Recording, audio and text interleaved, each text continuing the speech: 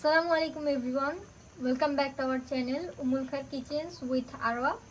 আশা করছি আপনারা সকলেই ভালো আছেন। আলহামদুলিল্লাহ আমরাও ভালো আছি। আজকে আমরা একটা ইফতার আইটেম নিয়ে চলে আসলাম। এটার নাম হচ্ছে ব্রোকলি ফ্রাই। তো চলুন আর বেশি দেরি না করে এটা কিভাবে রান্না করতে হয় এটা আমরা দেখে আসি।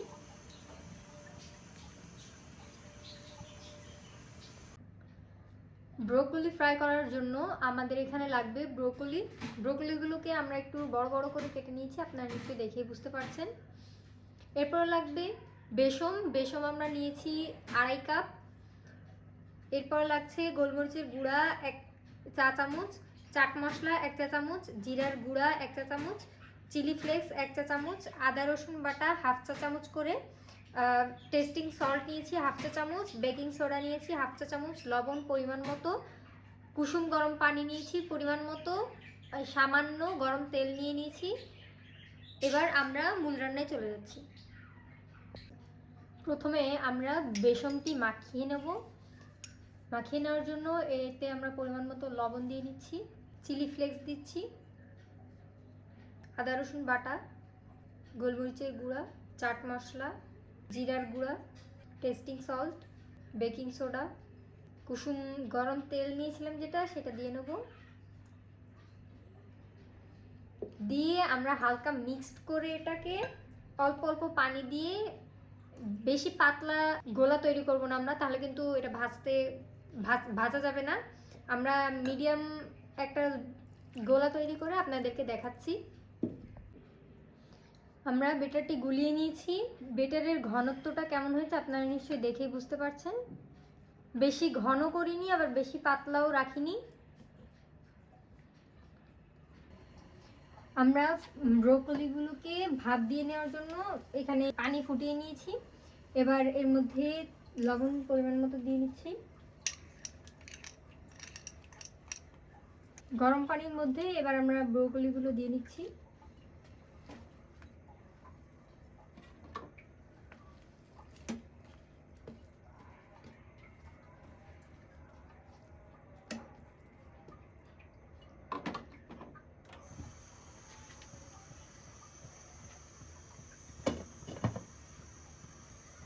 আমরা চুলার জালটি বাড়িয়ে দিয়েছি। এবার আমরা ব্রোকলিগুলোকে কিছুক্ষণ ভাপ দিয়ে নিচ্ছি।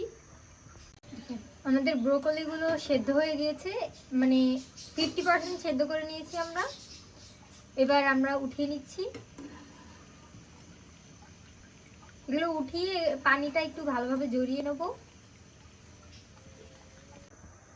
ব্রোকলিগুলোকে ভেজে নেওয়ার জন্য এবার আমরা একটা ফ্রাই প্যানে তেল গরম করে নিয়েছি। এর মধ্যে আমরা ব্যাটারের মধ্যে ব্রোকলিগুলোকে দিয়ে ভালোভাবে মাখিয়ে এবার তেলের মধ্যে দিয়ে দিচ্ছি।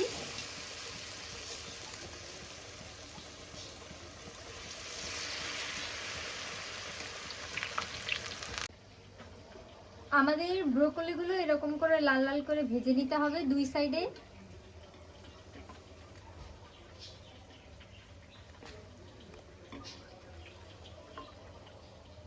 এবার আমরা সবগুলো এরকম করে ভেজে নিচ্ছি। আমরা সবগুলো ভেজে উঠিয়ে সার্ভ করে নিয়েছি। আশা করছি আজকের এই রেসিপিটি আপনাদের কাছে ভালো লেগেছে। যদি ভালো লেগে থাকে তাহলে আমাদের এই রেসিপিতে লাইক কমেন্ট শেয়ার করতে ভুলবেন না। আপনারা এই রেসিপিটি ইফতারে বা বিকালের নাস্তা হিসেবেও কিন্তু বানাতে পারেন। আপনারা বাসায় ট্রাই করলে কমেন্ট বক্স অবশ্যই জানাবেন কেমন হয়েছে। আমাদের জন্য বেশি বেশি করে দোয়া করবেন যাতে পরবর্তীতে আরও এরকম নতুন নতুন ভিডিও নিয়ে আপনাদের সামনে হাজির হতে পারি। আর আমাদের একটি ফেসবুক পেজ আছে, আশা করছি সেটাতে লাইক এবং ফলো দিয়ে আমাদের পাশেই থাকবেন। ফেসবুক পেজের লিঙ্ক নিচে ডেসক্রিপশন বক্সে দেওয়া থাকবে। আল্লাহ হাফেজ।